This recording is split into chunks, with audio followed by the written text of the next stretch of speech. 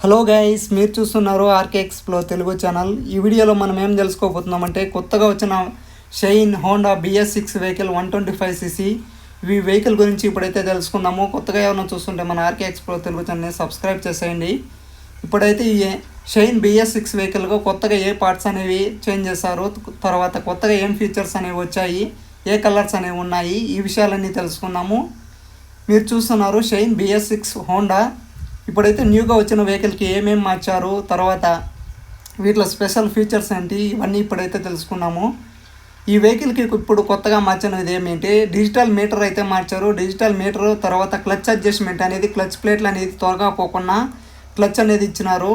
తర్వాత డిస్క్ అనేది ఫ్రీక్వెంట్గా ఒకేసారి మనం బ్రేక్ అనేది 100% బ్రేక్ అనేది ఒకేసారి పట్టేసినా కూడా బ్రేక్ అనేది ఒకేసారి జామ్ అయ్యేలాగా ఫ్రంట్ అనేది డిస్క్ అనేది వర్క్ కాకుండా ఫ్రీగా అనేది పోతూ ఉంటుంది. ఒకేసారి డిస్క్ అనేది సడన్గా బ్రేక్ అనేది పట్టేయకుండా ఆ విధంగా ఇచ్చారు. దాంతోపాటుగా మనము బ్యాక్ సైడ్ బ్రేక్ యూజ్ చేసినా కానీ ఫ్రంట్ సైడ్ కూడా బ్రేక్ కూడా యూజ్ అవుతుంది. దాంతోపాటుగా ఫ్రంట్ మడ్ గార్డ్ స్టైల్ అయితే మార్చారు.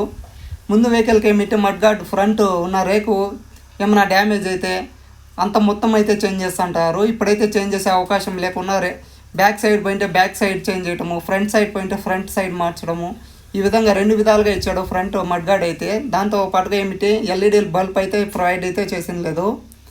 దీంట్లో చూడండి క్లచ్ తర్వాత డిస్క్ చాలా స్మూత్గా ఉంది వెహికల్, మనము వాటిని యూజ్ చేయడానికి. ముందు ఉన్న వెహికల్కి కట్ ఆఫ్ ఆన్ ఉన్నింది, ఇప్పుడు కట్ ఆఫ్ను ఎత్తేసి ఆటో స్టార్ట్ అనేసి ఇచ్చారు. ఆటో స్టార్ట్ అంటే ఏమిటి, ఆటో స్టార్ట్ మోడ్లో ఈ విధంగా పెట్టింటే ఏమవుతుందంటే మనము క్లచ్ అనేది పట్టుకొని కొంచెం సేపు ఉంటేనే ఆటోమేటిక్గా ఆగిపోతుంది. దాంతోపాటుగా మనం క్లచ్ పట్టుకొని యాక్సిలేటర్ అనేది రేజింగ్ ఇస్తానట్లే ఆటో స్టార్ట్ అనేది అవుతుంది. దాంతోపాటుగా డిమ్ అండ్ డిప్ స్విచ్ అనేది చేంజ్ చేశారు.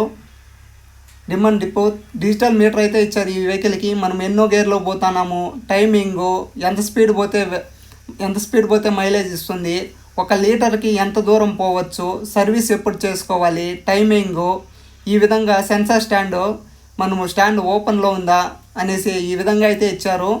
తర్వాత మోడల్లో డిజైన్ పరంగా ఏమీ మార్చింది లేదు. సైలెన్సరు, మఫ్లరు ఇవంతా చేంజ్ చేసినారు. చాలా వెహికల్ అయితే చాలా స్మూత్గా ఉంది. సస్పెన్స్ అయితే టెలిస్కోప్ సస్పెన్స్, బ్యాక్ అయితే మామూలుగా రియర్ సస్పెన్స్ అయితే మామూలుగానే ఇచ్చారు. ట్యూబ్లెస్ టైర్స్ అయితే మీకు తెలుసు. డిజైన్ పరంగా సేమ్ అవుట్లుక్ అయితే అలాగనే ఉంది. దీంట్లో మెటాలిక్ గ్రే, తర్వాత మ్యాట్ గ్రే, బ్లూ, రెడ్ ఇవన్నీ ఇచ్చారు. 4 కలర్స్ అయితే ఉన్నాయి ఈ వెహికల్లో. తర్వాత బ్లూ కలర్ కూడా ఉంది. గ్రేలో అయితే 2 విధాలుగా వచ్చారు. ఒకటైతే షైనింగ్ గ్రే, ఇంకోటి మ్యాట్ గ్రే, మీరే చూస్తున్నారు కదా. దీంట్లో ఏమిటి డిస్క్, డ్రమ్ము ఈ విధంగా ఇచ్చారు. ఇప్పుడైతే 2025లో చాలా ఫీచర్స్ అయితే ఉన్నాయి ఈ వెహికల్ అయితే. ఇప్పుడు కొనుక్కోవాలనుకునే వాళ్ళకి మంచి శుభవార్త అని చెప్పచ్చు. వెహికల్స్ చూడండి స్టాక్ అయితే ఏ విధంగా ఉన్నాయో. ప్రతి ఒక్క వెహికల్ ఇవన్నీ షైన్, డిస్క్ ఉంది, డ్రమ్ము ఉంది.